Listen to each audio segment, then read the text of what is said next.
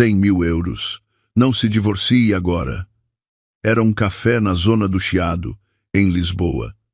Um homem desconhecido colocou uma pasta executiva preta sobre a mesa e abriu o fecho metálico com um clique. A pasta estava cheia de notas de 50 euros. Fiquei sem fôlego. O meu nome é Sofia Almeida.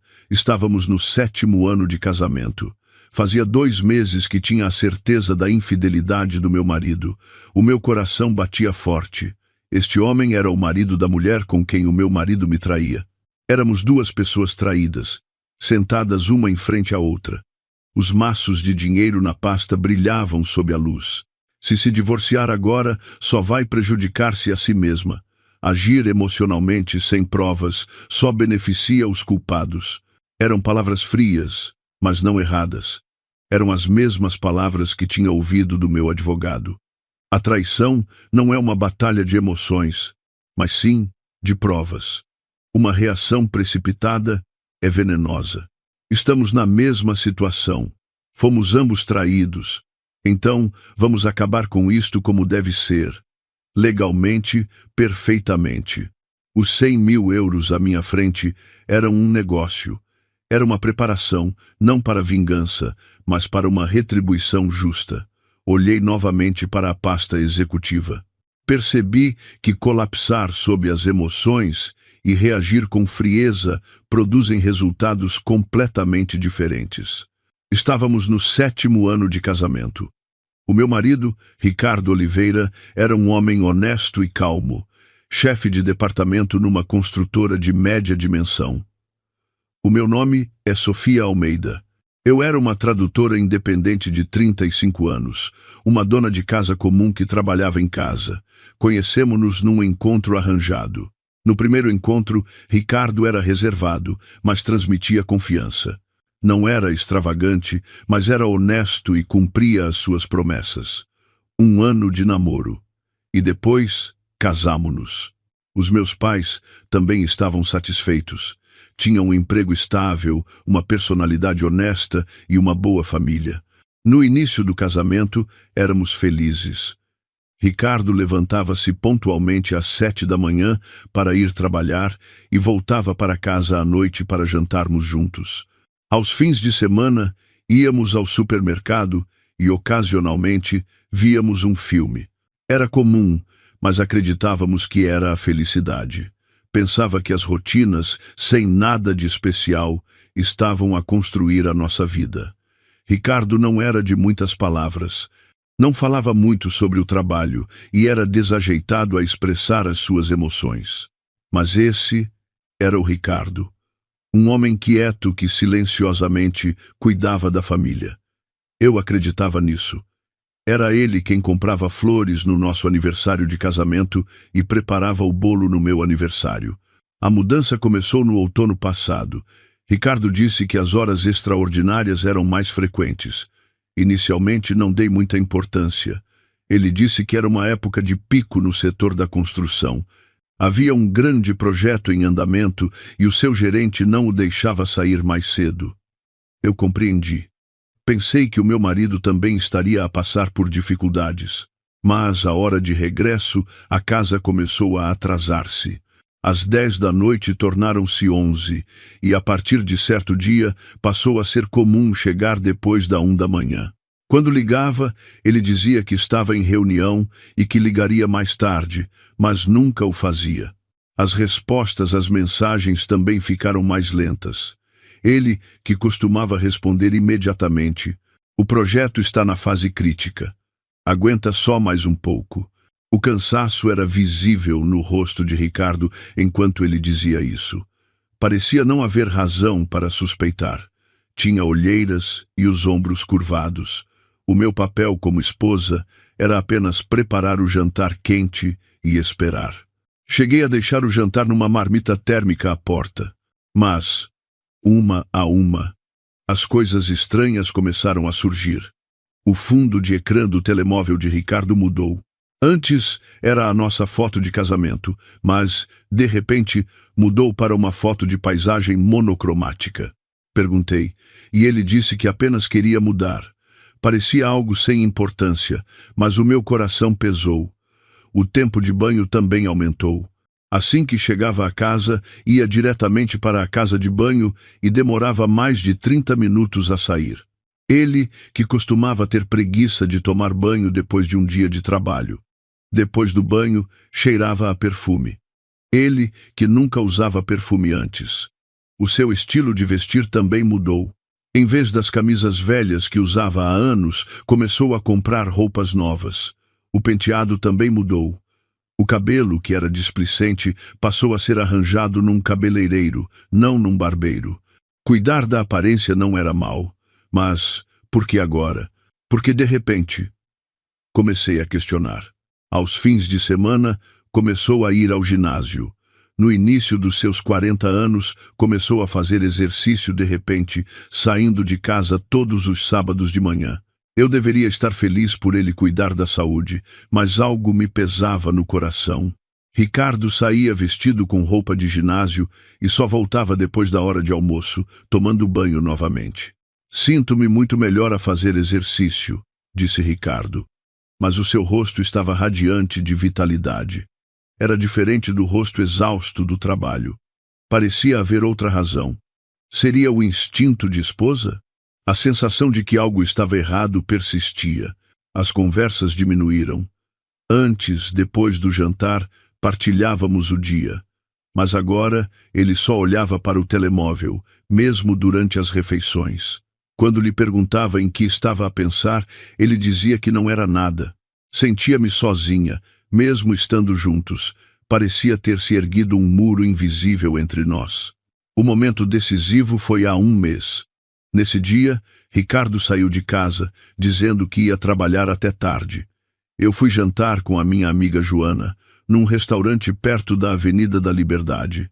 Joana era uma colega da universidade que eu encontrava ocasionalmente, mesmo depois de casada. Sentámo-nos e conversamos sobre várias coisas enquanto jantávamos. O meu coração parou. Ricardo não estava sozinho. Estava sentado em frente a uma mulher. Uma mulher de cabelo comprido e casaco cor de vinho. Ricardo estava a sorrir. Um sorriso que eu não via há muito tempo, tão relaxado e feliz. As minhas pernas ficaram moles. Joana segurou o meu braço. Eu queria entrar e confrontá-lo, mas não conseguia mover os pés. Nesse momento, Ricardo pegou na mão da mulher. Sobre a mesa, naturalmente, como se o tivessem feito inúmeras vezes. Sofia, acalma-te, vamos sair daqui. Joana puxou-me para uma ruela. Eu não conseguia respirar direito. Era o meu marido, com quem eu tinha vivido durante 7 anos. O homem que eu acreditava ser normal e honesto, mas, agora, estava sentado de mãos dadas com outra mulher. Voltei para casa. A sala de estar vazia era estranha. Sentei-me no sofá, atordoada, a deixar o tempo passar.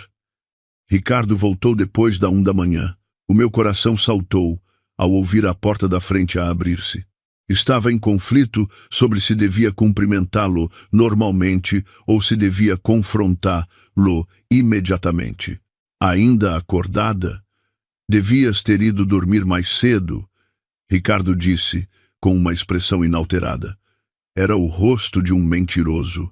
O mesmo homem que estava de mãos dadas com outra mulher horas antes, agora estava calmamente à minha frente. Mordi o lábio. Tinha de evitar falar precipitadamente. O trabalho tem sido muito duro? Perguntei, o mais calmamente possível. Ricardo acenou com a cabeça e entrou na casa de banho. Ouvi o barulho do duche. Eu fiquei sentada no sofá. Senti as lágrimas a chegarem, mas contive-as. Eu não podia chorar. Era a hora de ser fria. A partir do dia seguinte, comecei a observá-lo. Registrei o horário de entrada e saída de Ricardo, os seus movimentos ao fim de semana e os padrões de uso do telemóvel, 1 a 1. Nos dias em que ele dizia que ia trabalhar até tarde, verifiquei o parque de estacionamento da empresa. O carro de Ricardo não estava lá. Verifiquei secretamente o seu cartão de adesão ao ginásio, mas só tinha um registro de entrada, o dia em que se inscreveu. Tive a certeza. O meu marido estava a trair-me. Mas só ter a certeza não era suficiente. Precisava de provas. provas claras e legalmente admissíveis. Mas eu não sabia como obtê-las. Queria mexer no telemóvel todas as noites, mas resisti. Ricardo tinha-o trancado com uma senha e levava-o consigo até para a casa de banho. Uma pessoa tão cautelosa não deixaria provas. Eu passei o tempo impotente. Foi a primeira vez que soube o quão doloroso era saber e ter de fingir que não sabia. Passou-se uma semana. Ricardo continuava a sair de casa com a desculpa de trabalho e ginásio, e eu ficava sozinha na casa vazia. Eu não podia contar aos meus amigos. Sentia vergonha e, acima de tudo, não podia espalhar boatos sem provas concretas. Naquela noite, deitada na cama, olhei para o teto. Ricardo dormia pacificamente ao meu lado. O rosto do mentiroso era sereno. Fechei os punhos. Não podia confrontá-lo precipitadamente. Uma explosão emocional só me desfavoreceria. Eu decidi confirmar os factos com frieza e rigor. Eu precisava de descobrir se ele realmente estava a trair-me, quem era a mulher e quão profunda era a relação. Só assim conseguiria reagir devidamente.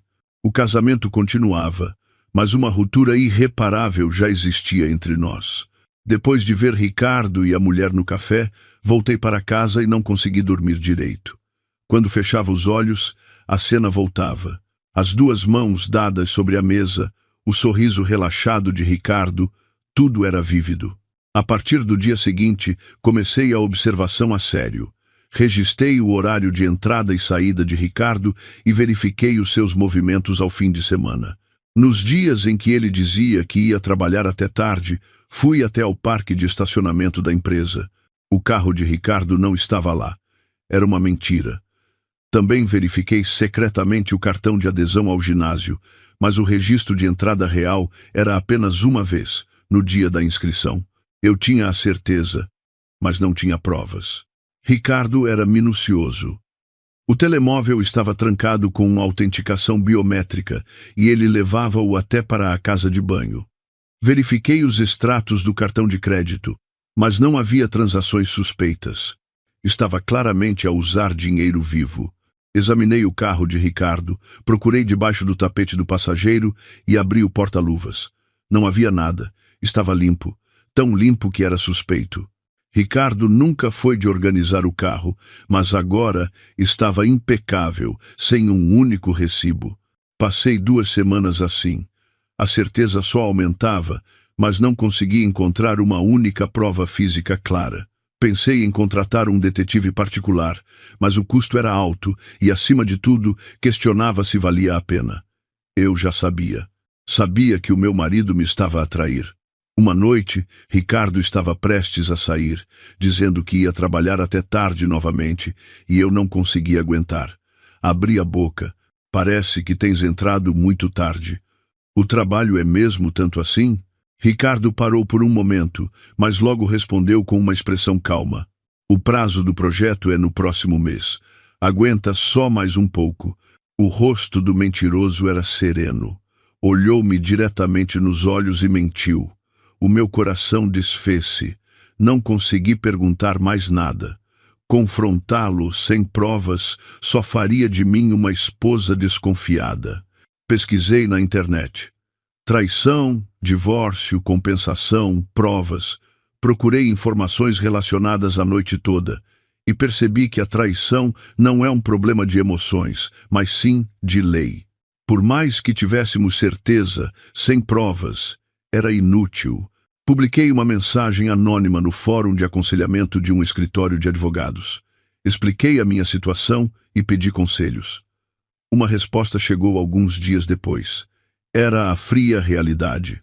Dizia que a suspeita não era suficiente. Eram necessárias provas objetivas e claras. Fotos, vídeos, gravações de voz, mensagens de texto. Eu decidi encontrar-me pessoalmente com um advogado. Liguei para um escritório de advogados que encontrei na pesquisa na internet. Marquei uma consulta. Seria 2 dias depois. No dia de ir ao escritório de advogados, as minhas mãos tremiam. Senti que se o fizesse, seria o fim. O escritório de advogados, justiça e lei ficava no 8º andar de um prédio perto da Avenida da Liberdade. Era um escritório limpo. Passei pela recepção e entrei na sala de consultas. O Dr. Pedro Costa, especialista em divórcios, recebeu-me. Era um homem de cerca de 40 anos. Como posso ajudá-la? Com a voz trêmula, expliquei a situação. A mudança do meu marido, a cena que tinha testemunhado e o facto de não conseguir encontrar provas. O Dr. Costa ouviu em silêncio, fazendo anotações.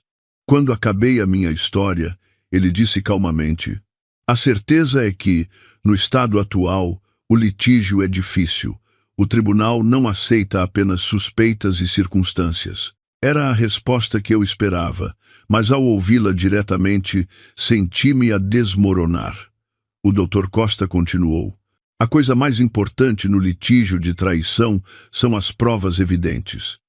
São necessárias fotos ou vídeos de entrada em hotéis, mensagens ou chats que comprovem uma relação íntima, ou gravações. No mínimo, é preciso comprovar encontros contínuos." Ele virou o laptop e mostrou-me jurisprudência, explicando. Disse que apenas fotos juntos não eram suficientes.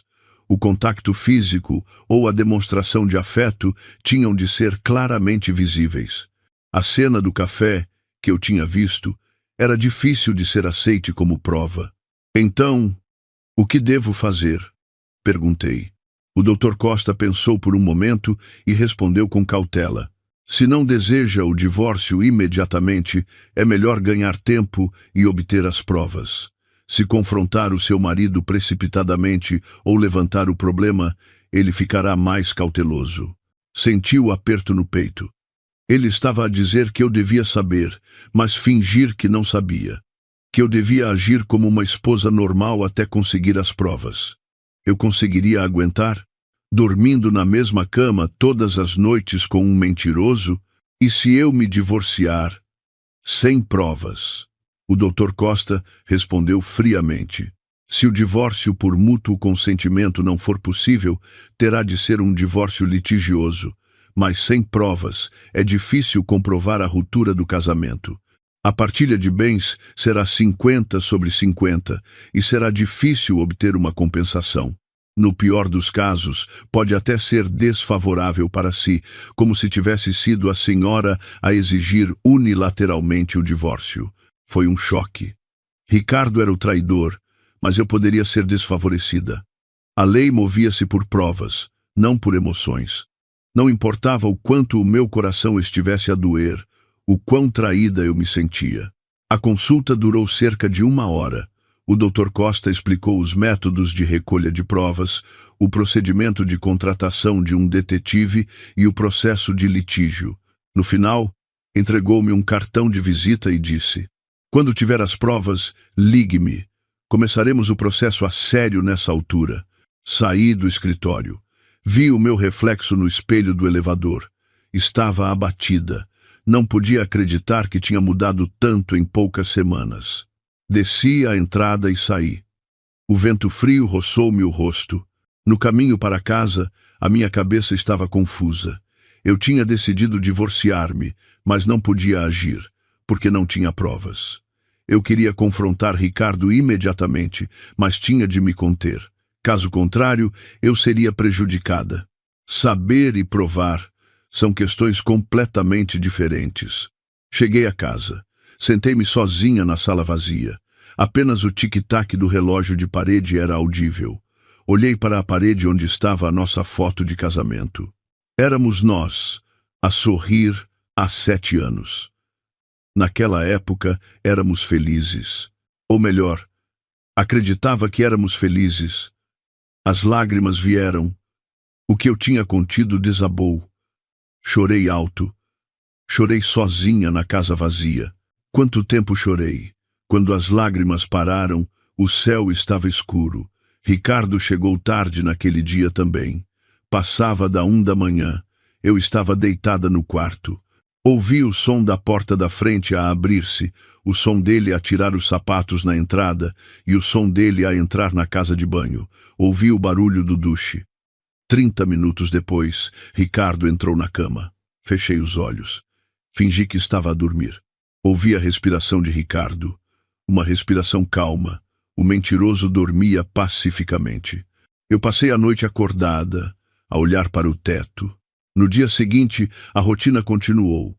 De manhã, ajudei Ricardo a preparar-se para o trabalho e à noite, jantei sozinha. Ricardo continuava a chegar tarde, dizendo que ia trabalhar até tarde. Aos fins de semana saía dizendo que ia fazer exercício. Tudo era mentira, mas eu não podia dizer nada. Recebi um telefonema da minha amiga Joana. Ela disse que estava preocupada comigo, pois não tínhamos falado desde aquele dia. Ela sugeriu que nos encontrássemos, mas eu recusei. Eu não tinha disposição para encontrar ninguém agora. Sofia, estás a ter dificuldades por causa daquele incidente? Joana perguntou com cautela.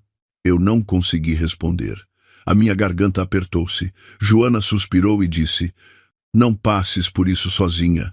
Liga-me quando quiseres. Está bem? Agradeci e desliguei. Mas eu não podia contar a ninguém. Sentia vergonha e, acima de tudo, não podia espalhar boatos sem provas. Era uma dor que eu tinha de suportar sozinha. Todas as noites, eu não conseguia dormir. Sentia-me sufocada quando Ricardo estava deitado ao meu lado. Era doloroso estar no mesmo espaço, mas eu não podia demonstrá-lo. Eu tinha de agir como uma esposa normal. Sorria quando era preciso sorrir e respondia quando era preciso responder. Eu perdi peso, não tinha apetite, o que eu comia parecia areia. Quando olhava para o espelho, as minhas olheiras estavam profundas. Ricardo não notou nada, ou melhor, fingia que não notava. Talvez não se importasse. Passou-se um mês assim. Eu tinha a certeza, mas não tinha provas. Queria divorciar-me, mas não podia agir. A lei não estava do meu lado. Uma esposa sem provas era mais desfavorecida do que um marido traidor. Eu estava confusa. Não sabia o que fazer. Deitada na cama, olhei para o teto. Ricardo dormia pacificamente ao meu lado. Eu estava a desmoronar psicologicamente. Era uma dor demasiado pesada para suportar sozinha. Mas eu tinha de aguentar. Tinha de aguentar até que a verdade viesse à tona. Era uma terça-feira à tarde normal. Ricardo tinha ido trabalhar e eu estava em casa a fazer o meu trabalho de tradução.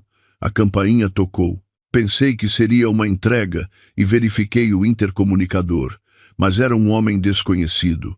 Um homem, de fato, com cerca de 40 anos. Quem é? Perguntei. O homem olhou diretamente para a câmara do intercomunicador e respondeu com uma voz calma. É a Sra. Sofia Almeida, certo? Gostaria de falar consigo um momento. É sobre o Sr. Ricardo Oliveira. O meu coração parou. Sobre Ricardo? Seria um colega da empresa ou um credor? Todos os tipos de pensamentos me vieram à cabeça, mas eu não tive escolha senão abrir a porta. Abri a porta da frente e saí. O homem entregou-me um cartão de visita. Estava escrito: Tiago Ferreira, diretor na Construções Nova. Ele tinha uma aparência cuidada, mas o seu olhar era penetrante. Parecia alguém que tinha vindo determinado. Gostaria de tomar um café? Temos algo para conversar, disse Tiago. Era uma atmosfera que eu não podia recusar. Fomos para um café sossegado nas proximidades. Sentámo-nos um em frente ao outro, perto da janela. Tiago bebeu um gole de café e começou a falar. A minha esposa está a encontrar-se com o seu marido. Foi um golpe direto. Fiquei sem fôlego. Eu esperava, mas ao ouvir isso diretamente, a realidade atingiu-me. As minhas hands tremiam. Tiago continuou. O nome da minha esposa é Catarina Santos. Tem 29 anos e trabalha numa agência de publicidade. Começou a encontrar-se com o seu marido em outubro do ano passado. Ele tirou um envelope de documentos da pasta.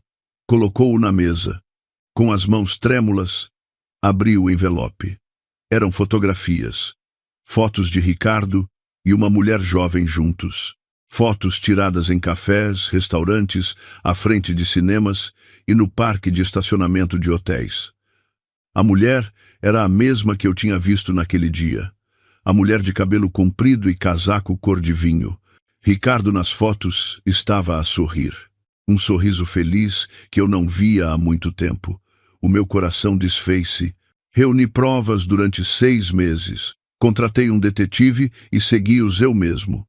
A voz de Tiago era calma, mas a raiva e a dor contidas eram perceptíveis. Estávamos na mesma situação. 2 pessoas traídas pelos seus cônjuges. Mais fotos surgiram. Fotos deles a andar de mãos dadas, a beijarem-se no carro, a entrarem na entrada de um hotel. Eram provas evidentes. A prova que eu tanto procurava estava agora à minha frente. Eu comecei a suspeitar em setembro passado. A minha esposa começou a trabalhar até tarde frequentemente, disse Tiago. Era exatamente a minha situação. Ele, tal como eu, tinha notado a mudança, suspeitado e tentado confirmar. Devido à natureza do trabalho na agência de publicidade, ela costumava ter muitas horas extras, mas algo estava diferente. O horário de regresso à casa era irregular e ela saía frequentemente ao fim de semana. Tiago continuou a sua história. O facto de o ecrã do telemóvel da esposa ter mudado, o estilo de vestir ter se alterado e ela ter começado a usar perfume, eram tudo coisas que eu tinha experimentado. Tive a certeza e contratei um detetive.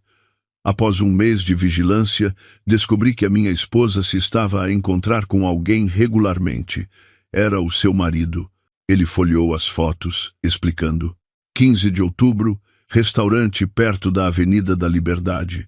22 de outubro, Parque Eduardo VII. 3 de novembro, cinema no Bairro Alto. 17 de novembro, hotel na Zona das Amoreiras. As datas e os locais estavam detalhadamente registrados. Não era um encontro casual. Eles encontravam-se regularmente e mantinham a relação. Tiago disse. Eu não conseguia dizer nada. O facto de ver as fotos era sufocante. Eu não conseguia acreditar que o meu marido estava a ter uma relação tão íntima com outra mulher. A mais recente foi há uma semana. Estiveram 4 horas juntos num hotel na Zona das Amoreiras. Era a última foto. Os 2 carros estacionados lado a lado no parque de estacionamento do hotel e as suas costas a entrarem no hotel. Era uma prova irrefutável. Por que é que me está a mostrar isto? Consegui finalmente perguntar. Tiago bebeu mais um gole de café e respondeu. Estamos na mesma situação. Fomos ambos traídos. Pensei que a senhora também tinha o direito de saber. Ele tinha razão. Eu precisava de saber. Eu precisava de saber a verdade, em vez de sofrer apenas com suspeitas. Tiago continuou. O relatório do detetive indica que a relação deles dura há mais de 6 meses. Eles encontraram-se pelo menos 2 a 3 vezes por semana e foram a hotéis mais de 5 vezes. Números concretos surgiram. Era a fria realidade. Números que mostravam há quanto tempo tínhamos sido enganados. Inicialmente, eu só queria confrontar a minha esposa. Mas mudei de ideias. Isto é um problema de 2 pessoas. A expressão de Tiago endureceu. A raiva era perceptível, mas ele estava a conter lá. Não era emocional. Pelo contrário, era frio. O seu marido também é responsável. Ele encontrou-se com outra mulher sendo casado. A minha esposa também traiu, sendo casada. Ele estava certo. Ricardo e Catarina ambos erraram. Pessoas casadas que se envolveram com outros. Eu e Tiago éramos as vítimas. A senhora sabia? Tiago perguntou. Eu acenei com a cabeça. Vi-os por acaso há um mês, juntos num café. Depois disso tentei confirmar, mas não consegui encontrar provas. Tiago acenou com a cabeça, compreensivo. Eu também. Inicialmente sofri sozinho. Eu suspeitava, mas não tinha a certeza e não tinha provas para confrontá-los. Por isso contratei um profissional. O custo de contratar um detetive não deve ter sido pequeno. Mas, para Tiago, valia a pena. Para saber a verdade e para responder legalmente. Vou fotocopiar estas provas para si. A senhora também vai precisar delas, disse Tiago. Eu estava agradecida. Ele era um estranho, mas estando na mesma situação, estava a tentar ajudar. Eu também precisava destas provas. Eram exatamente as provas evidentes que o advogado me tinha dito. Também tenho o relatório original do detetive. Está organizado por datas, com informações de localização e hora. Ele tirou o telemóvel e mostrou-me o ficheiro. Era um registro de encontros organizado numa folha de cálculo. Mais de 30 encontros de outubro até agora estavam densamente registrados. Era sistemático. Era material suficiente para ser aceito em tribunal. A senhora também consultou um advogado? Tiago perguntou. Eu acenei com a cabeça. Fui há um mês. Disseram-me que precisava de provas. Tiago sorriu amargamente. É verdade. A lei move-se por provas, não por emoções. Não importa o quão certo se esteja, se não se conseguir provar, é inútil. Ficamos em silêncio por um momento. Era um momento para digerir a nossa dor individual. Criou-se uma empatia que só as pessoas a passar pela mesma dor conseguiam entender. Para ser honesta, inicialmente fiquei zangada. Com o seu marido? Tiago perguntou. Eu compreendi. Eu também estava zangada com Catarina. Pensei, a mulher que seduziu o meu marido. Mas, ao pensar melhor, a minha esposa era igual. Encontrou-se com um homem casado. Ambos erraram. Estava certo. Ricardo e Catarina, ambos erraram. A culpa não era apenas de uma pessoa. Foi uma relação que ambos criaram e ambos traíram as suas famílias. O que planeia fazer? Tiago perguntou. Pensei por um longo tempo e respondi. Vou divorciar-me. Agora tenho a certeza. Tiago também acenou com a cabeça. Eu também. Já consultei o meu advogado e estou a preparar o litígio. Olhámo-nos. Éramos vítimas na mesma situação. Pessoas que foram traídas pelos seus cônjuges e sofreram sozinhas. Agora, não estávamos sozinhos. Era reconfortante saber que havia alguém que compreendia a mesma dor. Vou dar-lhe o meu contacto. Ligue-me sempre que precisar de algo. Tiago tirou outro cartão de visita. Tinha o seu número de telemóvel pessoal. Eu também lhe dei o meu número. Saímos do café. Tiago afastou-se no seu carro e eu fiquei ali. Nas minhas mãos estavam as fotos das provas. Agora eu também tinha provas. Provas evidentes e irrefutáveis. No caminho para casa, uma mistura de emoções surgiu. Tristeza, raiva, traição e, estranhamente, alívio. Porque agora estava claro. Eu não precisava mais de suspeitar ou de procurar provas. Cheguei a casa. Sentei-me no sofá da sala e olhei para as fotos novamente. Ricardo e Catarina a sorrir juntos, de mãos dadas, a beijarem-se, tudo era vívido. Agora eu sabia. Eu sabia com quem o meu marido se estava a encontrar, há quanto tempo e como. Tirei o telemóvel. Procurei o cartão de visita do Dr. Pedro Costa. Iria ligar, mas parei. Ainda não. Eu precisava de mais tempo para pensar. Tinha as provas, mas agora tinha de tomar a verdadeira decisão. Olhei pela janela. O sol estava a pôr-se. Foi um longo dia. De manhã, eu estava sozinha, mas, à noite, ganhei um aliado. Um homem na mesma situação. Tiago Ferreira. Já não estávamos sozinhos. Éramos pessoas que tinham passado pela mesma dor e enfrentado a mesma verdade. Passaram-se 3 dias desde que me encontrei com Tiago. Eu olhei repetidamente para as fotos e os documentos que tinha recebido. Sempre que o fazia, doía-me o coração, mas ao mesmo tempo ficava mais claro. Eu não precisava mais de suspeitar, porque tinha as provas. Peguei no telemóvel para ligar ao Dr. Pedro Costa, mas parei mesmo antes de discar o número. Algo não estava certo. Estava confusa se devia iniciar o processo de divórcio imediatamente ou se devia esperar mais um pouco. Nessa altura, recebi uma chamada de Tiago. Ele sugeriu que nos encontrássemos. Disse que tinha algo para falar. A sua voz era séria. Parecia ser algo importante. Combinamos encontrar-nos no mesmo café. Tiago chegou antes de mim. Estava sentado perto da janela, a beber café. Ele acenou para eu me sentar quando me aproximei. Sentei-me. Tiago hesitou por um momento e depois começou a falar. Tenho uma proposta. A sua expressão era séria. Eu estava curiosa para saber que proposta era. Tiago tirou algo da pasta. Era uma pasta executiva preta. Colocou-a na mesa e abriu o fecho metálico com um clique. A pasta estava cheia de notas de 50 euros. Fiquei sem fôlego. O meu coração batia forte. Os maços de notas brilhavam sob a luz. Eu não conseguia entender o que era aquilo. 100.000 euros. Não se divorcie agora, disse Tiago. Eu não podia acreditar nos meus ouvidos. 100.000 euros. E para não me divorciar? Eu não percebi. Qual era a intenção dele em dar dinheiro para o divórcio de outra pessoa? O que quer dizer? Perguntei. Tiago começou a explicar calmamente. Se divorciar agora, só vai prejudicar-se a si mesma. Agir emocionalmente, sem provas, só beneficia os culpados. Era semelhante ao que o advogado tinha dito antes, mas as palavras de Tiago tinham uma intenção mais específica. Vou explicar o meu plano. Eu não vou divorciar-me agora. Vou esperar pelo menos mais 3 meses. Eu estava prestes a perguntar por que esperaria, mas Tiago explicou primeiro. Estou à espera do momento legalmente mais devastador, para que eles se envolvam mais profundamente e deixem mais provas. Era uma decisão fria. Não era emoção, mas sim estratégia. Tiago não queria vingança, queria responder legalmente de forma perfeita.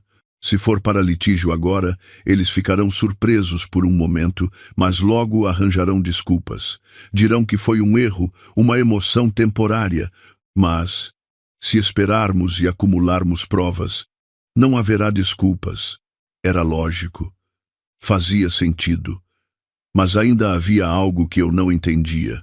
Mas por que é que me está a pedir para não me divorciar? Tiago bebeu um gole de café e respondeu. Se a senhora iniciar o processo de divórcio primeiro, o meu plano será arruinado.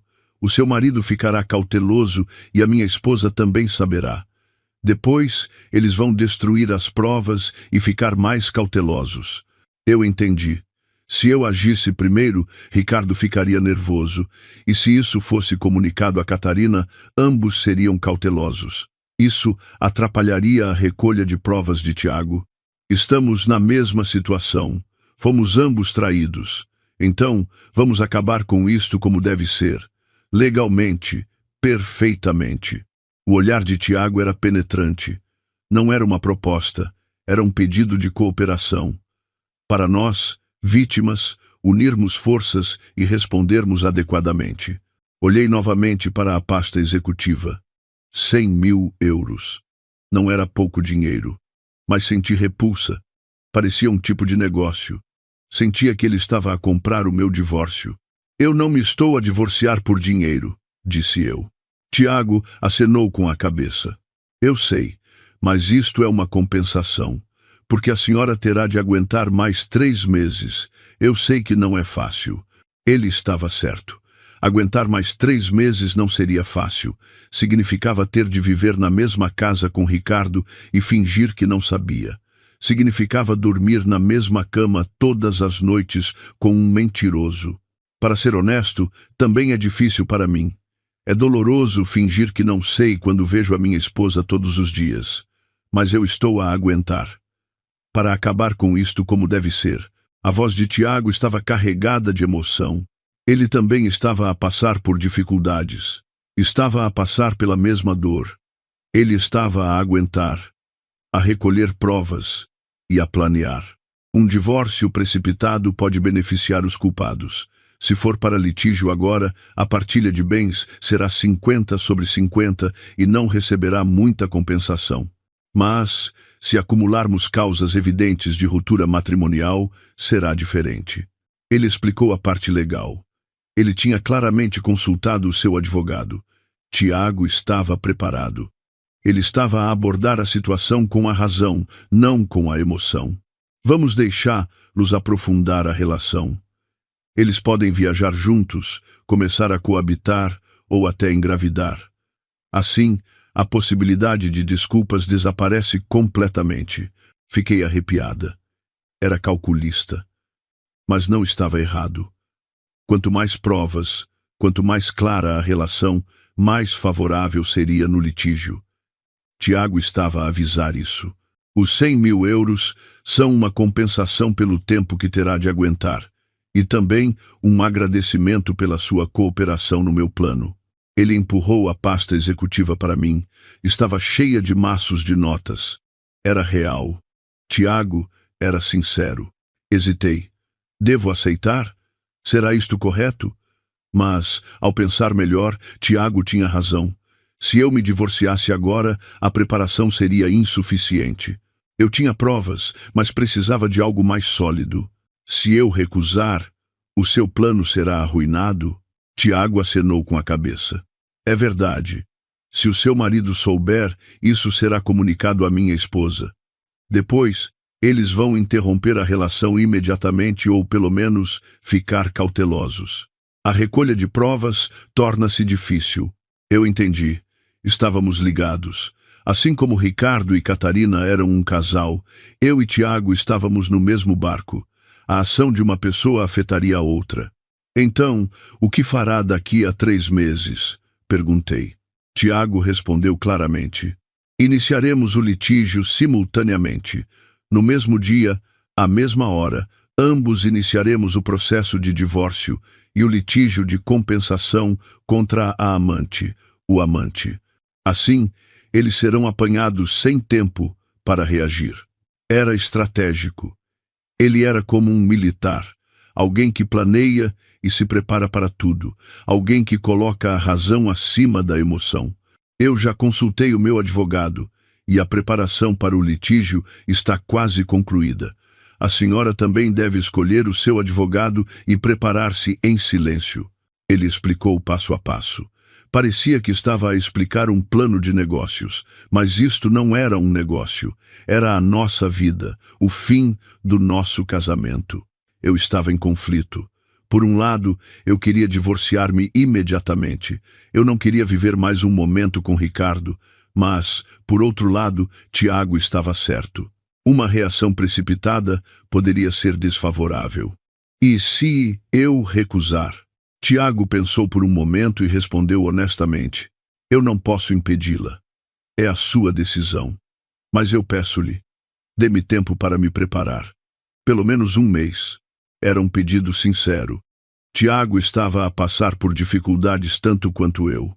O quanto ele deve ter sofrido a recolher provas e a planear. O seu tempo podia ser arruinado por uma única escolha minha. Eu decidi. Decidi aceitar a proposta de Tiago.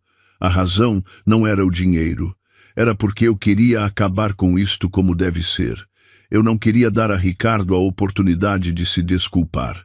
Está bem. Eu espero 3 meses. Um olhar de alívio passou pelo rosto de Tiago. Obrigado. Não se vai arrepender. Ele empurrou a pasta executiva completamente para mim. Eu aceitei. Estava pesada.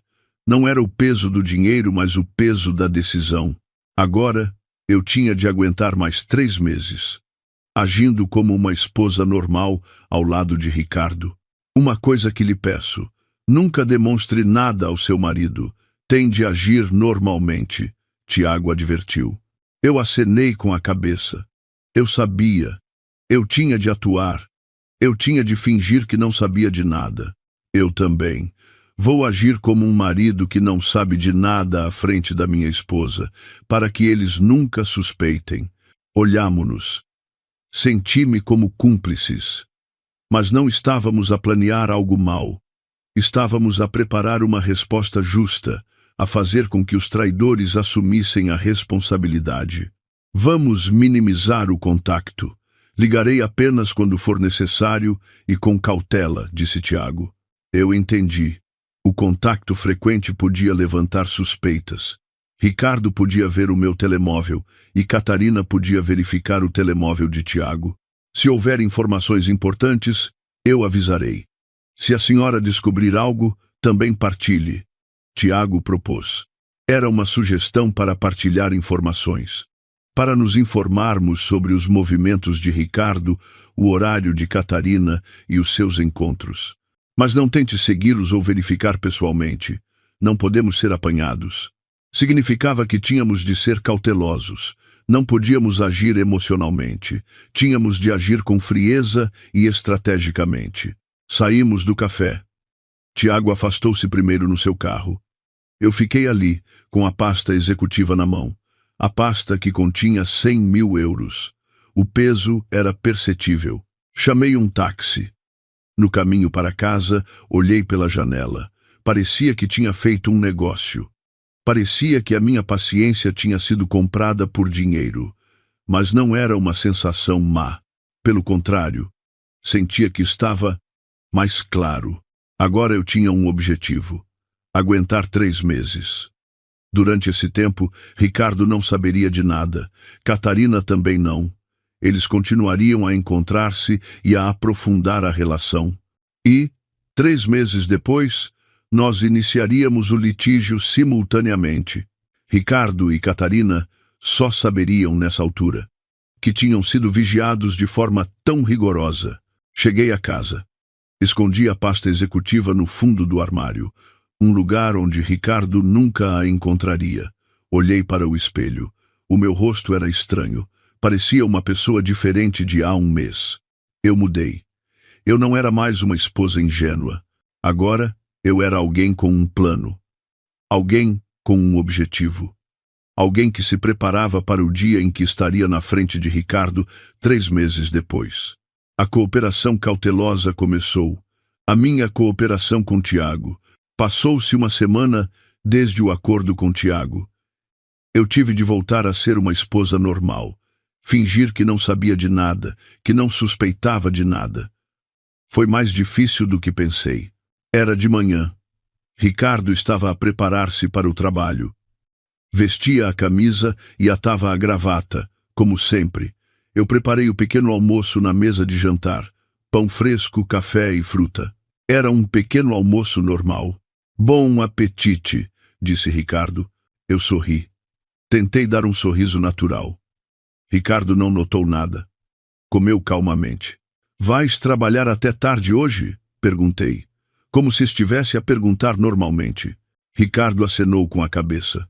Sim, o projeto termina na próxima semana. Aguenta só mais um pouco. Era mentira. Eu sabia que o projeto tinha acabado há 1 mês. Eu tinha verificado o website da empresa, mas eu fingi que não sabia. Então, é melhor jantares fora. Queres que te prepare uma marmita? Perguntei gentilmente. Ricardo acenou com a mão, dizendo que não.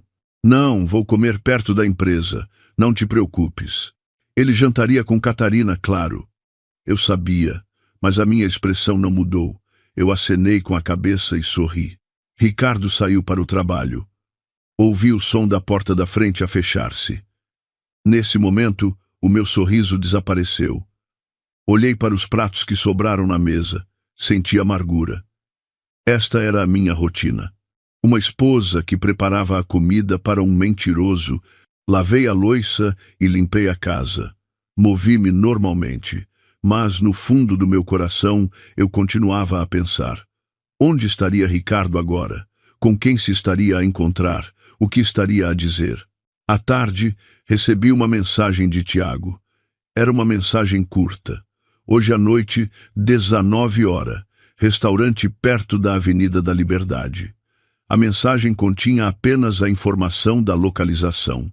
Era o local onde Ricardo e Catarina se iriam encontrar. Eu respondi, confirmado. Era só isso. Como Tiago tinha dito, trocamos apenas factos, sem conteúdo emocional. Se alguém visse a nossa conversa, não suspeitaria de nada. A noite chegou.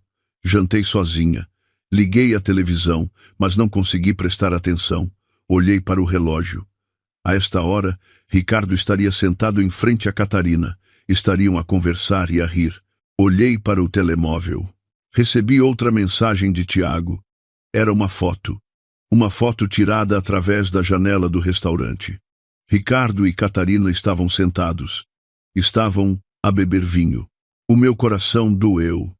Eu sabia, mas ver era diferente. Era mais vívido ao ver com os meus próprios olhos. Mas eu aguentei. Suprimi as emoções. Esta era a hora de recolher provas. Na manhã seguinte, foi a mesma coisa. Preparei o pequeno almoço para Ricardo e despedi-o para o trabalho.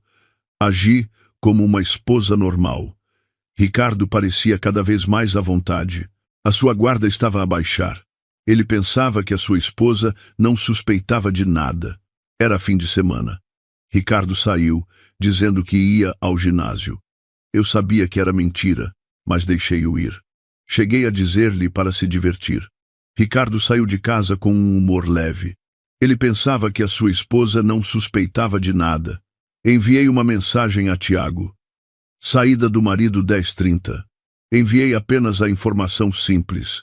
Ele respondeu. Saída da esposa 10. Significava que eles se iriam encontrar. A tarde chegou.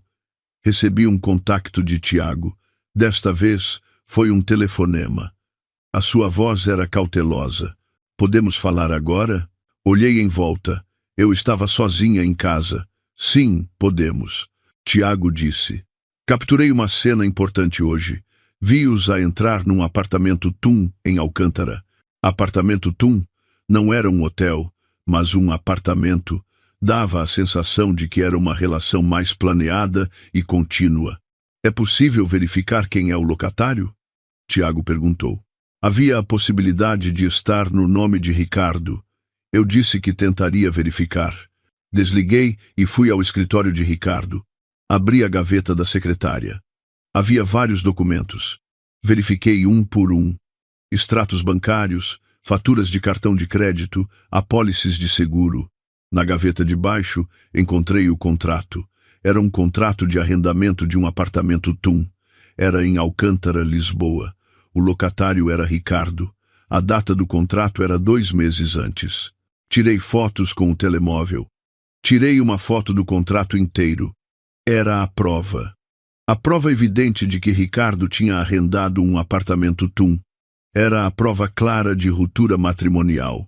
Significava que Ricardo tinha arranjado um espaço para se encontrar com a amante. Enviei a foto a Tiago. Ele respondeu imediatamente. Perfeito. Esta será uma prova decisiva. Era a prova evidente de ruptura matrimonial. Significava que Ricardo tinha arranjado um espaço para se encontrar com a amante. A noite chegou.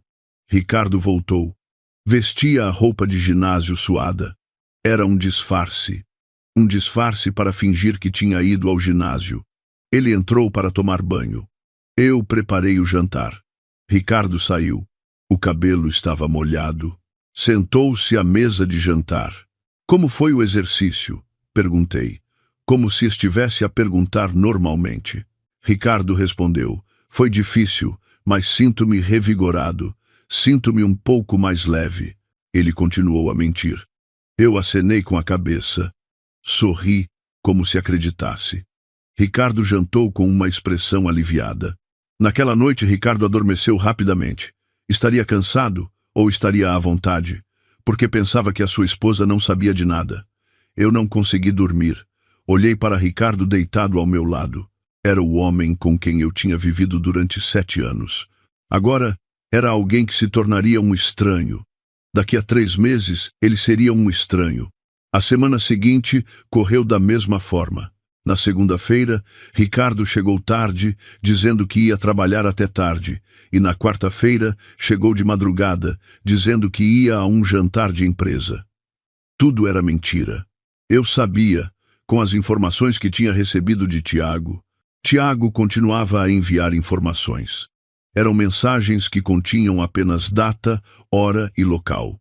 23 de novembro, 19 horas. Apartamento TUM em Alcântara. 25 de novembro, 13 horas. Parque Eduardo VII. Era assim. Eu também partilhava informações. Informei-o sobre o horário de Ricardo. Viagem de negócios do marido 28 e 29 de novembro, Algarve. Tiago respondeu. Viagem da esposa, mesma data, mesma região. Significava que eles tinham ido juntos. As provas acumulavam-se. Fotos, registros de datas, informações de localização, até o contrato de arrendamento, tudo foi recolhido. Eram provas objetivas e evidentes. Eram documentos irrefutáveis. Passou-se um mês. Eu habituei-me a fingir que estava tudo normal. De manhã, despedia Ricardo para o trabalho e à noite jantava sozinha. Aos fins de semana, passávamos o tempo separados. Exteriormente, éramos um casal normal, mas por dentro era diferente. Eu sabia. Sabia das mentiras de Ricardo, da sua relação com Catarina, da existência do apartamento Tum. Sabia de tudo, e Tiago também sabia. Estávamos a recolher provas juntos. Recebi um telefonema de Tiago. Era a hora do jantar. Ricardo tinha saído, dizendo que ia trabalhar até tarde. Tenho uma proposta, disse Tiago. Eu estava curiosa.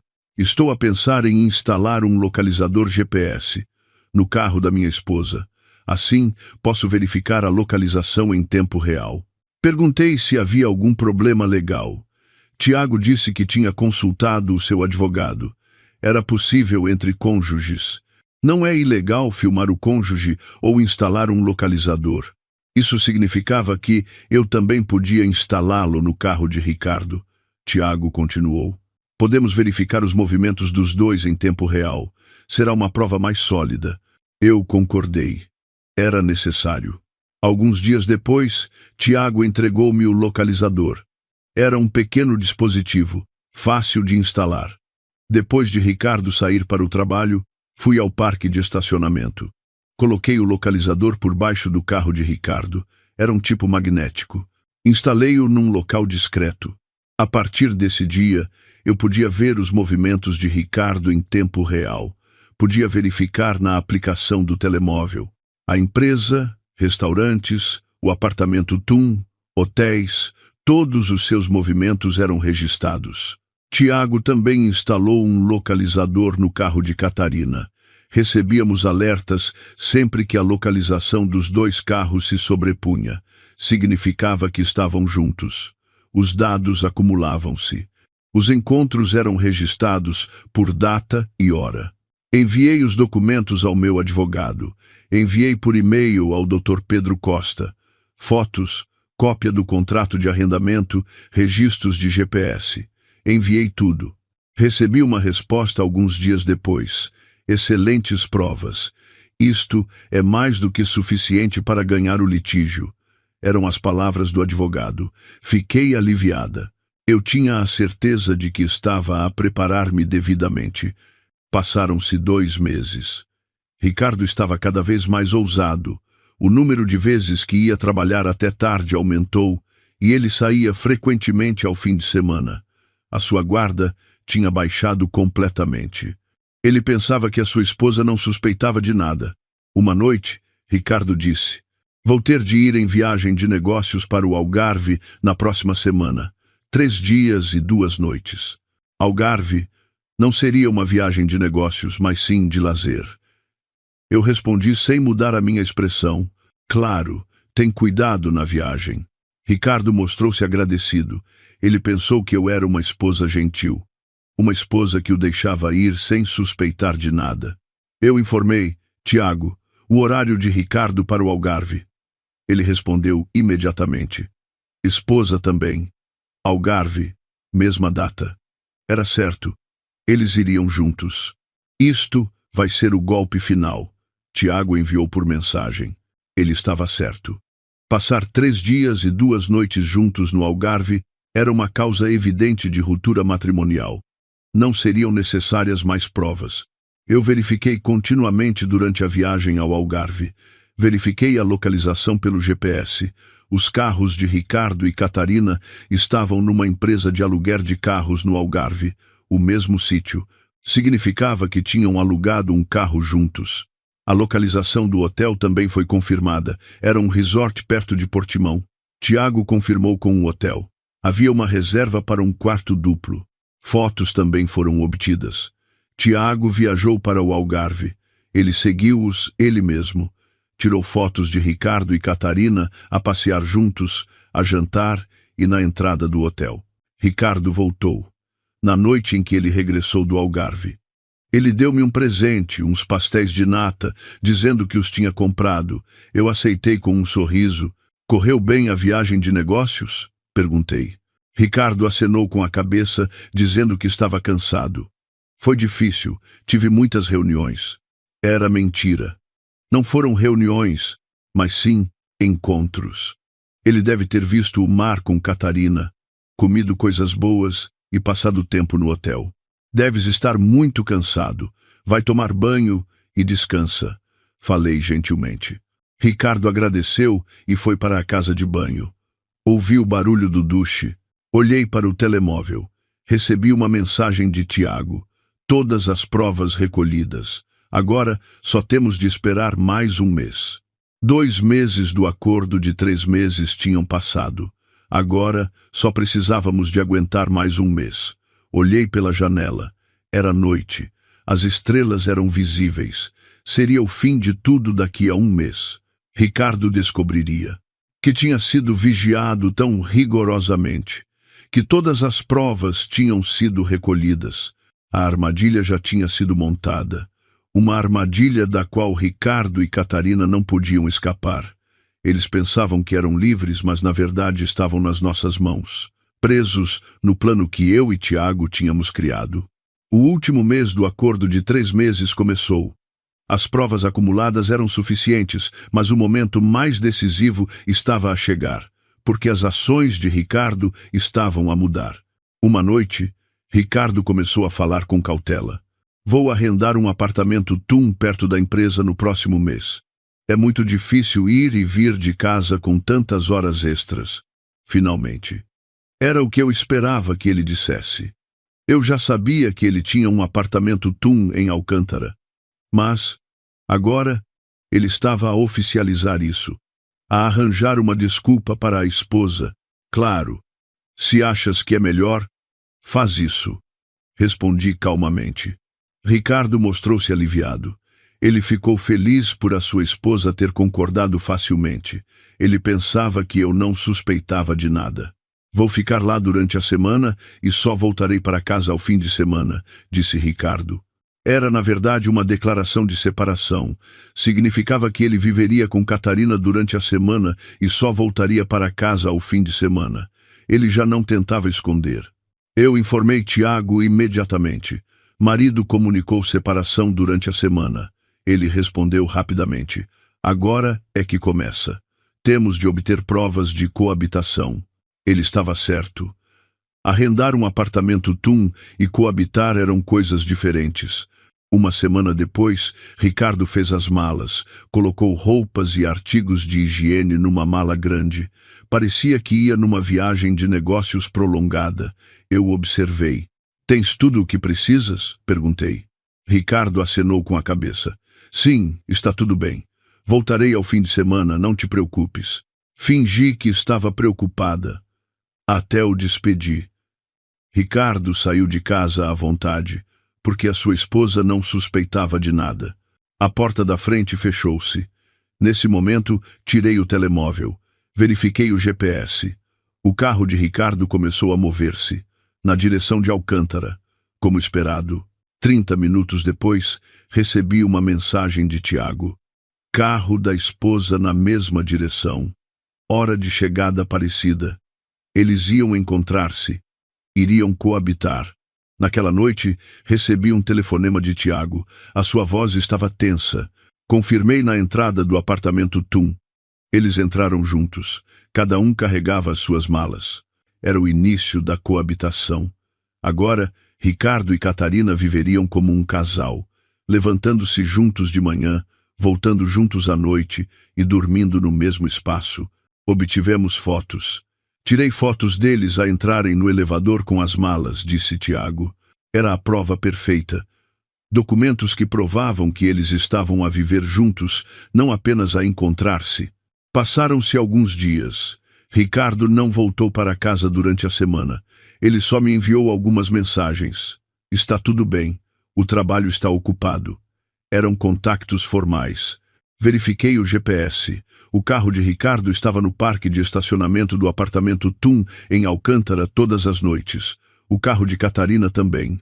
Os dois carros estavam estacionados lado a lado. Tiago continuou a observar. Ele registrou fotos de ambos a saírem juntos de manhã e a entrarem juntos à noite. As fotos acumulavam-se por datas. 1 semana, 2 semanas, 1 mês passou. Encontrei-me com Tiago 1 mês depois. Encontramo-nos no carro dele, não no café. Era a altura de ser mais cauteloso. Tiago tirou o laptop. Olhe.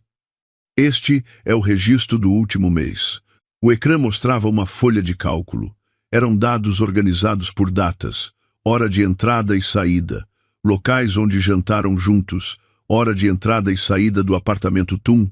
Tudo estava registrado. Passaram 27 dos 30 dias juntos. É coabitação evidente, disse Tiago. Ele estava certo. Agora não havia desculpas. Não era apenas um erro ou uma emoção temporária.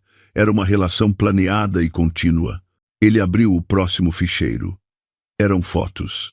Dezenas de fotos organizadas numa pasta. Fotos deles a sair para o trabalho, a voltar para casa, a fazer compras no supermercado, a passear juntos. Isto é decisivo. Ele ampliou uma foto. Uma foto tirada da varanda do apartamento Tum. Ricardo e Catarina estavam juntos. Estavam a beber café e a conversar. Era de manhã. Eles tinham acordado juntos no mesmo espaço. A mais. Tiago abriu outro ficheiro. Eram registros financeiros. Os extratos do cartão de crédito de Ricardo. Como é que conseguiu isto? Perguntei, surpreendida. Tiago explicou. Pedi formalmente através do meu advogado. Os registros de transações financeiras do cônjuge podem ser consultados. Olhei para o ecrã e vi os detalhes. Supermercados perto de Alcântara, compras de eletrodomésticos, transações de artigos domésticos, eram padrões de consumo de pessoas que coabitavam. Também compraram móveis. Cama, sofá, mesa de jantar, disse Tiago. Eles tinham montado uma casa de recém-casados. Não era uma residência temporária, mas uma casa para viver a sério. O extrato do cartão da minha esposa é semelhante. Ela comprou utensílios de cozinha, roupas de cama, artigos de decoração. Eles tinham decorado a casa juntos. Tinham comprado as coisas, pagando cada um a sua parte. Haveria prova mais evidente de coabitação do que esta? E também obtive isto. Tiago abriu outro ficheiro. Era um vídeo de vigilância da entrada do apartamento Tum. Como conseguiu isto? Perguntei, admirada. Tiago respondeu calmamente.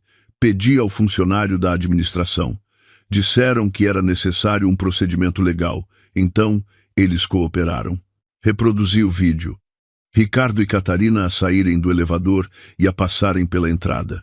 Era de manhã. Eles estavam a ir para o trabalho juntos. Era natural. Pareciam um casal que vivia junto há muito tempo. Este vídeo é suficiente. Mas há mais. Tiago continuou a mostrar os documentos. Registro de recepção de encomendas, histórico de pagamento de condomínio, registro de entrada e saída do parque de estacionamento, tudo estava lá. Era sistemático. Ele tinha recolhido provas exaustivamente. Mostrei ao meu advogado. Disseram que, com estas provas, a probabilidade de ganhar é superior a 95%, disse Tiago. Fiquei aliviada. Os 3 meses de espera não foram em vão. Tínhamos obtido provas perfeitas. A compensação também será significativa. Não foi apenas uma traição, mas coabitação, Tiago notou. Ele estava certo. Era uma causa evidente de ruptura matrimonial. Que prova haveria mais segura do que o cônjuge ter vivido com outra pessoa? Não há mais razão para esperar, disse Tiago. Eu concordei. As provas eram suficientes. Fotos, vídeos, registros financeiros, registros de GPS, vídeo de vigilância, tudo estava reunido. Vou iniciar o litígio na próxima semana. A senhora também está preparada? Tiago perguntou. Eu acenei com a cabeça. Estou preparada. Eu esperei 3 meses. Tinha chegado a hora de acabar com isto. É melhor fazermos no mesmo dia. Se as ações judiciais forem enviadas simultaneamente, eles ficarão em pânico. Era uma decisão estratégica. Se apenas um lado iniciasse o litígio primeiro, o outro lado teria tempo para se preparar. Mas, se fosse feito simultaneamente, eles seriam apanhados sem tempo para reagir. Que tal segunda-feira? Tiago propôs.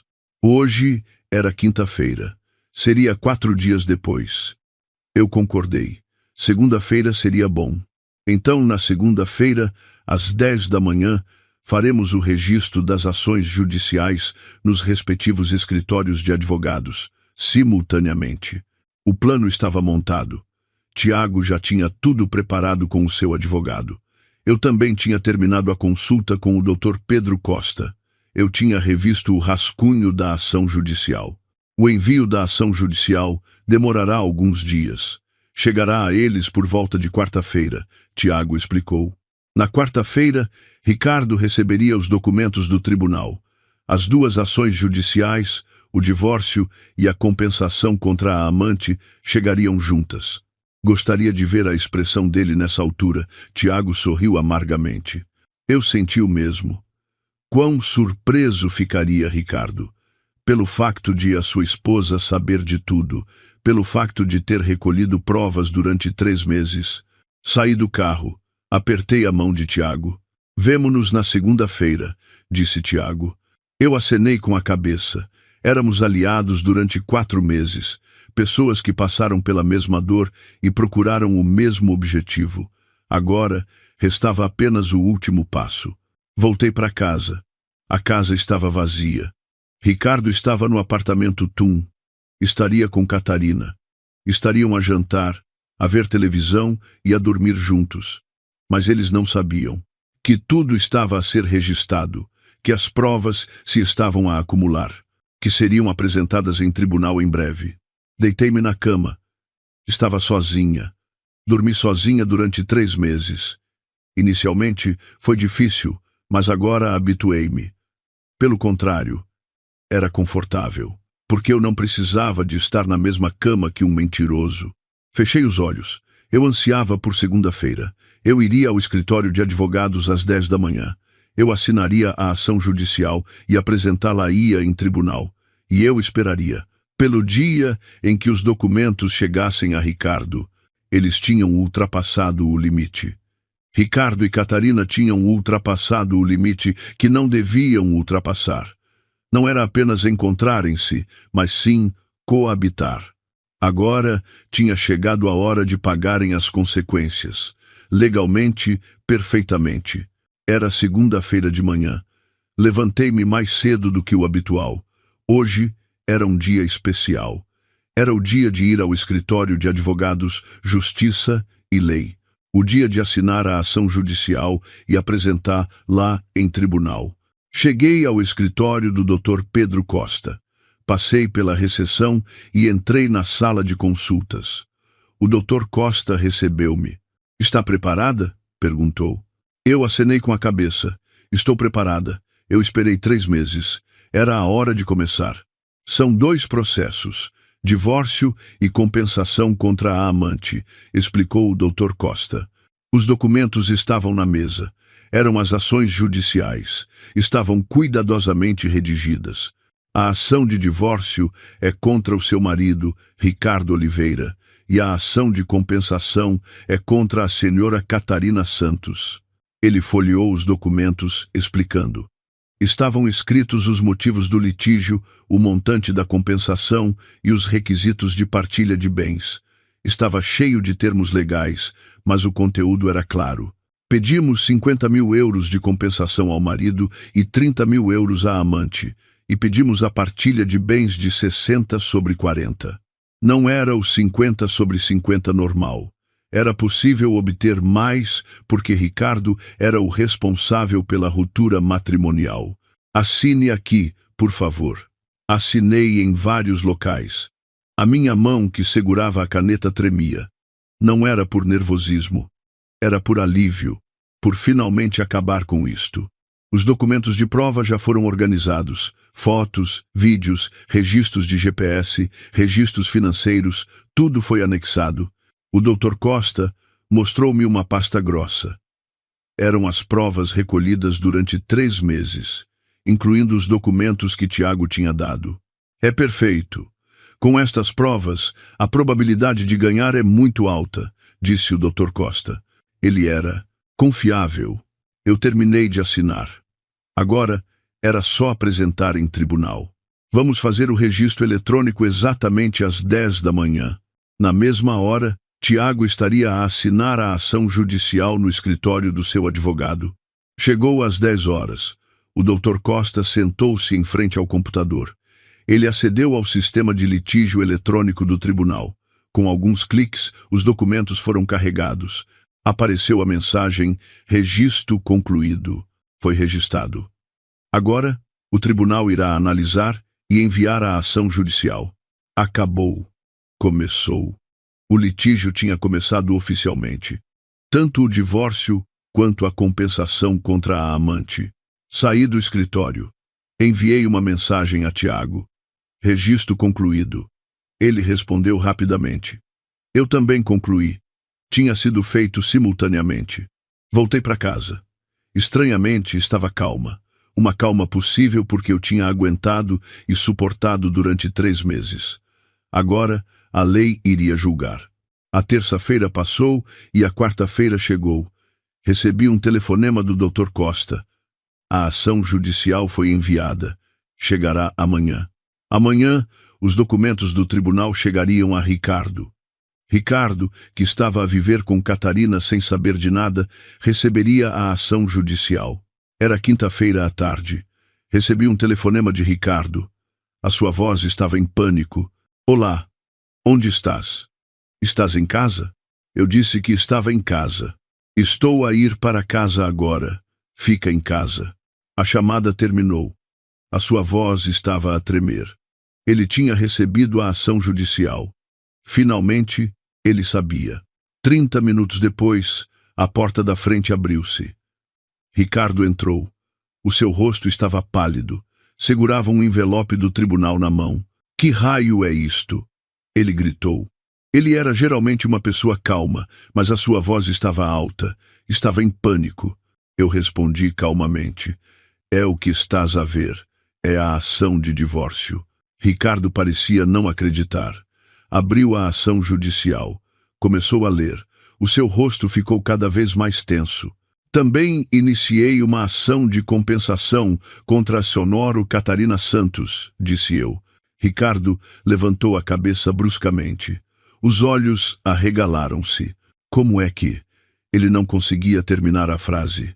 Ele não conseguia entender como eu sabia quem era Catarina, como eu tinha recolhido as provas. Eu sabia há 3 meses. Eu sabia com quem te estavas a encontrar, onde estavas a viver, sabia de tudo. Ricardo sentou-se, caiu no sofá. A ação judicial escapou-lhe das mãos. Também tenho fotos. E vídeos, registros de GPS, registros financeiros, vídeo de vigilância, tudo foi recolhido, disse eu, uma a uma. O rosto de Ricardo ficou cada vez mais pálido. Ele sabia que não podia desculpar-se.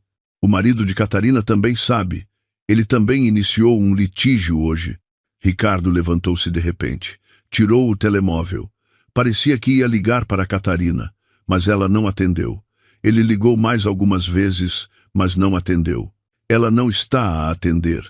Provavelmente está a confrontar o marido agora, disse eu. Tiago também estaria a confrontar Catarina hoje, com a ação judicial. Ricardo sentou-se novamente. Cobriu a cabeça com as mãos. Estava a aceitar a realidade. Estava a perceber que tinha sido completamente apanhado, que todas as provas tinham sido obtidas. Desde quando sabias? Perguntou ele. A sua voz era baixa, uma voz sem energia. Desde há 3 meses. Desde o dia em que te vi no café na Avenida da Liberdade. Ricardo parecia lembrar-se daquele dia. A sua expressão endureceu. Desde então, registrei tudo. As tuas mentiras, os vossos encontros, o arrendamento do apartamento Tum, a viagem ao Algarve, a coabitação, tudo. Ricardo não conseguiu dizer nada. Não tinha nada para dizer. Por que é que fizeste isso? Perguntei. Eu estava realmente curiosa. Por que é que o homem com quem eu tinha vivido durante 7 anos tinha escolhido outra pessoa? Ricardo ficou em silêncio por um longo tempo e depois começou a falar. Desculpa. Sinto muito. Foi apenas um pedido de desculpas. Ele não disse o motivo, ou não conseguiu dizê-lo, porque não podia ser uma desculpa. O telemóvel dele tocou. Era Catarina. Ricardo atendeu. Sim, sou eu. Tu também recebeste? Sim, eu também acabei de receber. O que vamos fazer? Ele falou com uma voz de pânico. Catarina também tinha recebido a ação judicial. Ambos estavam na mesma situação. Ele desligou. Ricardo sentou-se com uma expressão atordoada. Catarina também foi processada para divórcio. O marido dela sabia de tudo. Tiago também confrontou Catarina na mesma hora. Tinha sido conforme o planeado. Naquela noite, Ricardo não voltou para o apartamento Tum. Ficou em casa. Passou a noite no sofá da sala, não no quarto. Não parecia ter dormido. No dia seguinte, recebi um contacto de Tiago. Ele sugeriu que nos encontrássemos. Encontramo-nos no café. Ontem encontrei-me com a minha esposa, disse Tiago. A sua expressão era complexa. Inicialmente, ela negou. Mas quando lhe mostrei as provas, não teve nada a dizer. Catarina também ficou chocada, tal como Ricardo, pelo facto de o seu marido saber de tudo. Ela ligou para o seu marido, perguntou o que fazer. Ricardo e Catarina tinham falado ao telefone. Tiago continuou. Agora, eles vão começar a passar a responsabilidade um para o outro. Perguntei o que queria dizer. A minha esposa culpou o seu marido. Disse que ele a seduziu primeiro e que ela tentou recusar, mas ele continuou a insistir. Fiquei incrédula. Dizer uma coisa dessas depois de coabitar durante 3 meses. E o seu marido? O que disse? Tiago perguntou. Ricardo também foi semelhante. Desculpou-se, dizendo que Catarina era mais agressiva e que ele tentou recusar. Eles vão passar a responsabilidade um para o outro. Vão afirmar que são vítimas, disse Tiago. Eu sorri. Um sorriso triste. Pessoas que se diziam amar e viver juntas, agora atacavam-se. Passou-se mais um mês. O acordo não foi alcançado. Nem Ricardo nem Catarina assumiram a responsabilidade. O jeito era ir para litígio. A data da primeira audiência foi marcada. Seria dia 15 do próximo mês. O divórcio e a compensação contra a amante seriam tratados em conjunto. Ricardo tinha ficado em casa durante esse tempo. Não voltou para o apartamento Tum. Parecia que o contacto com Catarina tinha diminuído. Quando o perigo chegou, o amor desapareceu. Sempre que nos encontrávamos na sala, Ricardo baixava a cabeça. Ele nem sequer pedia desculpa. Não tinha nada para dizer. Restava-lhe apenas a culpa e o arrependimento. Recebi um contacto de Tiago. A minha esposa saiu do apartamento Tum, foi para a casa dos pais.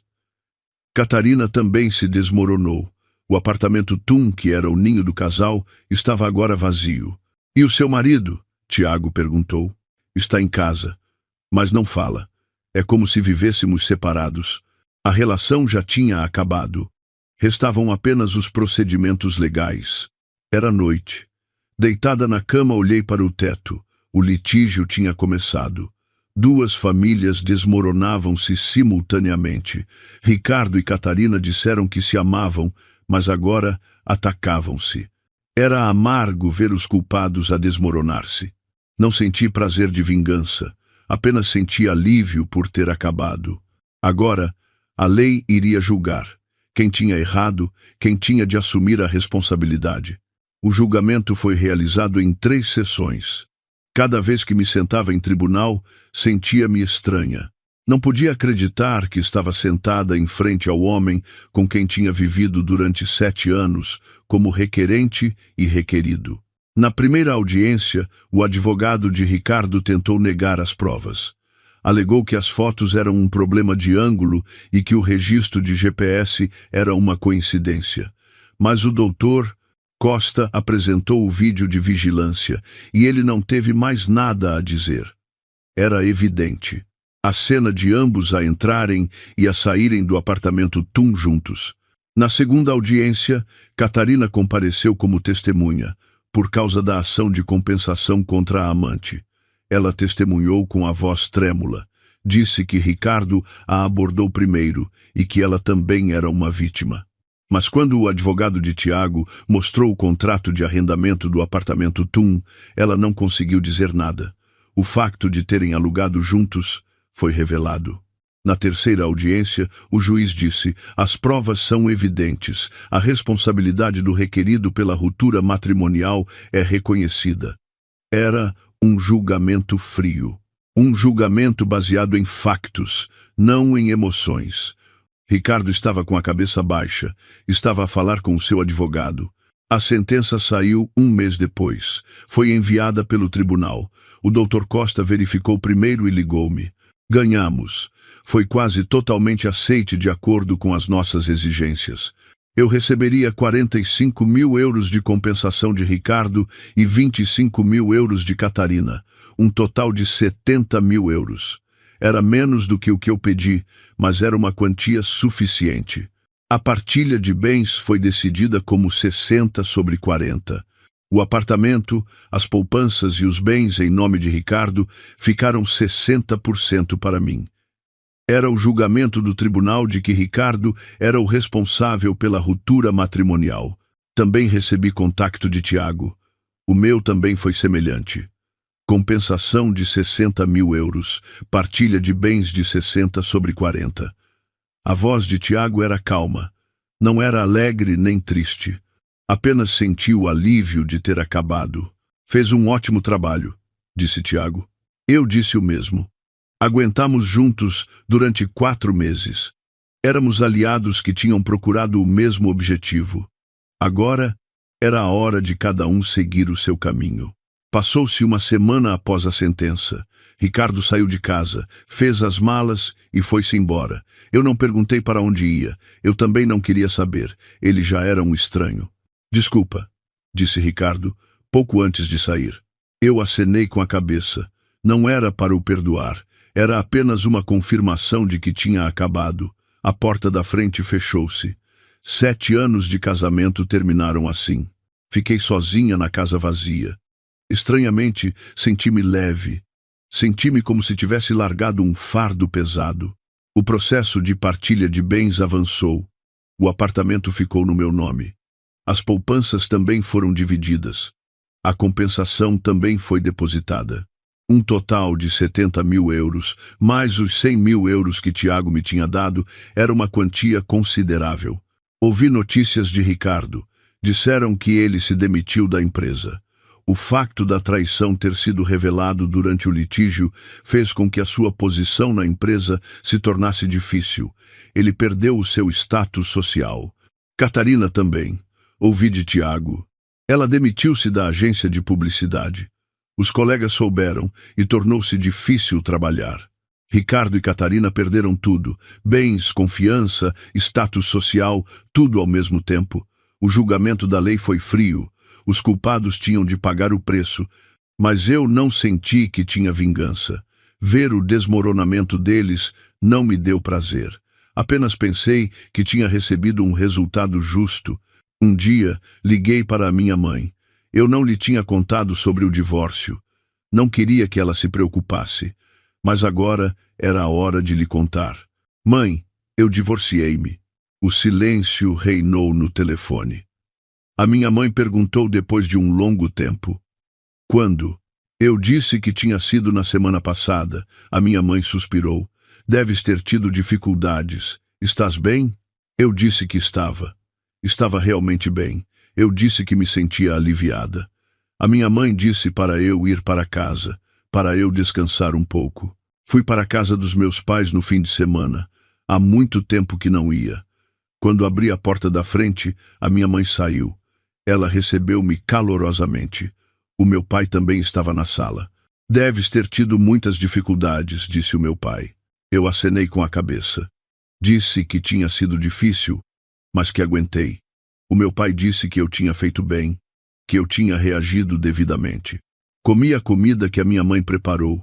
Estava deliciosa. Parecia a primeira refeição decente em muito tempo. Era diferente de comer sozinha. Podes ficar aqui por enquanto. Pensa nas coisas com calma e decide, disse a minha mãe. Eu estava agradecida.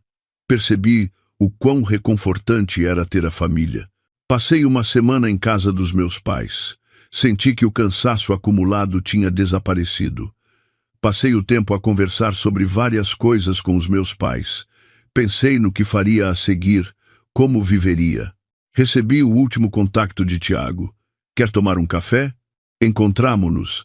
Desta vez, a atmosfera era descontraída. O litígio tinha acabado. Tiago parecia muito diferente. A sua expressão estava mais leve. Estou a procurar um novo emprego. Vou recomeçar, disse Tiago. Eu disse que era uma boa decisão. Tiago, tal como eu, estava a preparar-se para um novo começo. Tu também. Cuida-te. Desejo-te tudo de bom daqui para a frente, disse Tiago. Agradeci. Agradeci-lhe por termos aguentado juntos durante 4 meses.